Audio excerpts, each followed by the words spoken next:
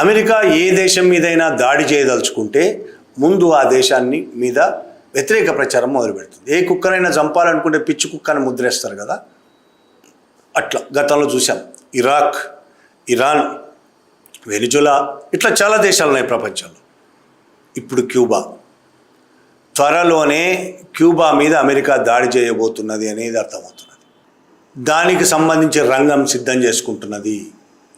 దానికి సంబంధించి ప్రచార కార్యక్రమాలు ప్రారంభమైన అమెరికాలో ప్రారంభమైన ప్రచార కార్యక్రమాలు ప్రపంచం అంతా అవే ప్రచారాలు జరుగుతాయి. ఇక భారతదేశ మీడియాతో సహా అమెరికా మీడియా ఏది ప్రచారం మొదలు పెడతారో భారత మీడియా కూడా అదే ప్రచారం మొదలు పెడుతుంది.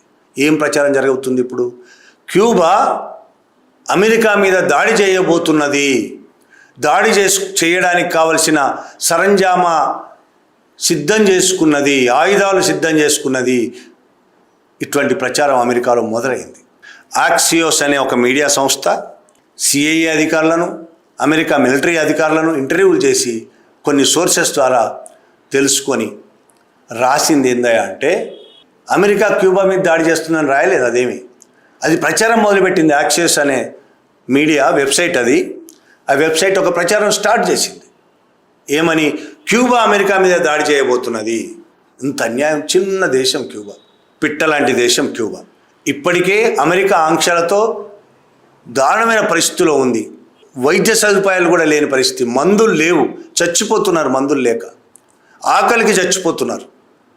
అక్కడికి కావలసిన అత్యవసర సరుకులు కూడా క్యూబాలో లేవు ప్రస్తుతం. అమెరికా ఆంక్షల వల్ల ఏ దేశం నుంచి కొనుక్కోలేని పరిస్థితి, ఏ దేశము ఇవ్వలేని పరిస్థితి. మనలాంటి దేశాలు ఎలాగ ఇవ్వవు కదా, అమెరికా చెప్పిందే వింటాయి కాబట్టి.